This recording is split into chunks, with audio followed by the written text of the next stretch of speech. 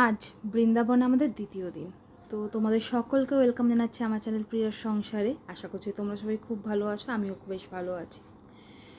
বৃন্দাবন দুটো জিনিসের জন্য বিখ্যাত, এক হলো বাঁকে বিহারী আর এক হলো প্রেমানন্দজি। তো ভোরবেলা 2:30টার সময় উঠে আমরা এখন চলে এসেছি কেলিকুঞ্জের দিকে, যেখান থেকে প্রেমানন্দ মহারাজজি পদযাত্রা করেন।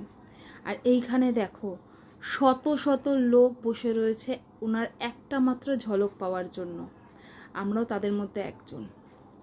যাই হোক, আমাদের অপেক্ষার অবসান ঘটিয়ে শ্রী শ্রী প্রেমানন্দ মহারাজজি ওই যে আসছে। ওনাকে দেখে আমার জীবন সার্থক। আমি আমার মানব জীবনে আমি কি করেছি যদি আমাকে কেউ জিজ্ঞাসা করে, আমি বলবো আমি বাঁকে বিহারীজিকে দেখেছি, আমি শ্রী শ্রী প্রেমানন্দ মহারাজজিকে দেখেছি। ওনার রূপের যে ঊর্জা সেটা আমি বর্ণনা করতে পারবো না। প্রেমানন্দ মহারাজজিকে দেখে আমরা চলে যাচ্ছি এখন বারসানার উদ্দেশ্যে। গাড়ি করেছি আমরা বৃন্দাবন থেকে কিন্তু বারসানা অনেকটা দূর। তো গাড়ি তোমরা ভাড়া সেই রকমভাবেই দেখো। যদি তোমাদের ওইখানকার কোনো গাড়ির ড্রাইভারের নাম্বার লাগে অবশ্যই আমাকে বলতে পারো, আমি তোমাদেরকে দিয়ে দেবো সেটা।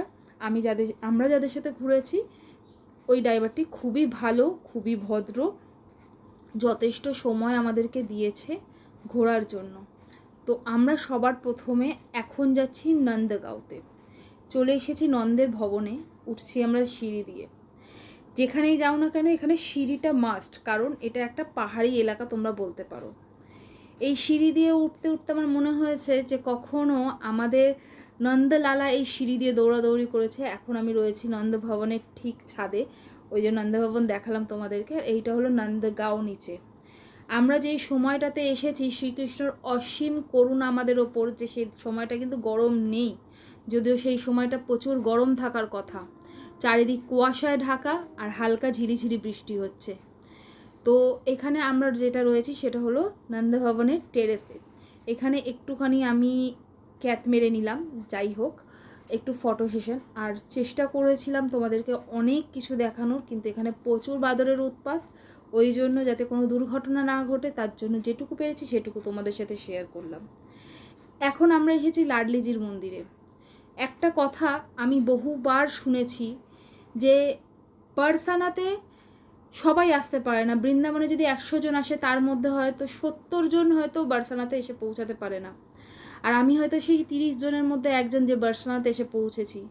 আর একটা কথাও শুনেছিলাম যে শ্রীকৃষ্ণ নাকি বলে নিজের হাত ধরে নাকি বলে এই লাডলিজির মন্দিরে তোমাদেরকে নিয়ে আসে বারসানায়। নাহলে 252টা সিঁড়ি ওঠা আমার মতো মানুষের জন্য অসম্ভব হয়ে দাঁড়ায়। কিন্তু সত্যি তাই। রাধে রাধে নাম নিতে নিতে, শ্রীকৃষ্ণ নাম জপ করতে করতে আমি কিন্তু বারসানার ওই সিঁড়িগুলো কিন্তু পার করেছি আর পেয়েছি তাদের অপরূপ দর্শন। তোমাদেরকেও করানোর চেষ্টা করেছি। ওইখান থেকে দর্শন করে আমরা বেরিয়ে গেছি মেহেন্দি কুণ্ডের উদ্দেশ্যে। এইটা হলো সেই মেহেন্দি কুণ্ড যেইখানে শ্রী শ্রী রাধারানী আমাদের শ্রীজি নিজের মেহেন্দিওয়ালা হাত ধুয়েছিল। ওই জন্য এই সরোবরের বা এই কুণ্ডের জল এখন অবধি কিন্তু মেহেন্দির রঙই তোমরা দেখতে পাবে। কি অবাক না? আমার জীবনটা ধন্য বলে আমি মনে করি যে এই সমস্ত পথে ঘাটে কখনো আমাদের শ্রীকৃষ্ণ এবং রাধারানী দৌড়াদৌড়ি করেছে, সেই পথ দিয়ে আমি হাঁটতে পেরেছি, আমি তাদেরকে দেখতে পেরেছি। আমার জীবনটা সত্যিই ধন্য হয়ে গেছে। আমার ড্রিম ডেস্টিনেশন বলা চলে বৃন্দাবনকে। পাগল হয়ে গেছিলাম আমি বৃন্দাবন যাওয়ার জন্য।